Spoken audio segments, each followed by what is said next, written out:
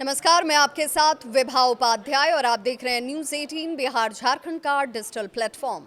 फिलिस्तीन के संघर्ष को लेकर खड़ा भू राजनीतिक मोड़ इस वक्त आपके सामने है, जहां ब्रिटेन, कनाडा और ऑस्ट्रेलिया ने औपचारिक रूप से फिलिस्तीन को एक स्वतंत्र देश के तौर पर मान्यता दे दी है।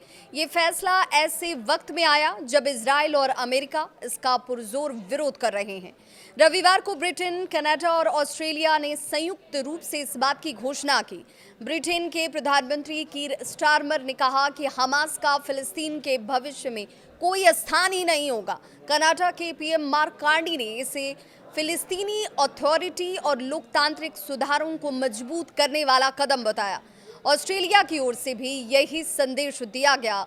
ये हमास को इनाम नहीं बल्कि शांति प्रक्रिया को आगे बढ़ाने का प्रयास है।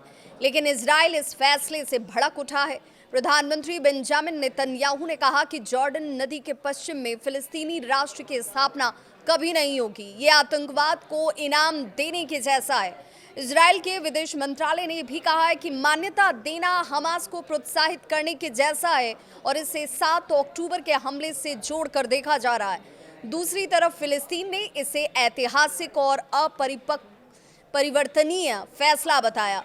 विदेश मंत्री वॉटसन अगाबेकियन शाहीन ने कहा कि ये कदम प्रतीकात्मक नहीं बल्कि व्यावहारिक है। इससे स्वतंत्रता और संप्रभुता की राह और मजबूत होगी।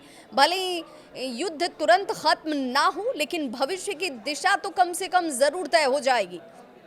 अमेरिका, जो इजराइल का सबसे बड़ा सहयोगी है, पहले ही इस मान्यता के खिलाफ अपनी आपत्ति को जता चुका था, लेकिन उसके करीबी सहयोगी ब्रिटेन, कनाडा और ऑस्ट्रेलिया ने आगे बढ़कर यह ऐलान कर दिया है।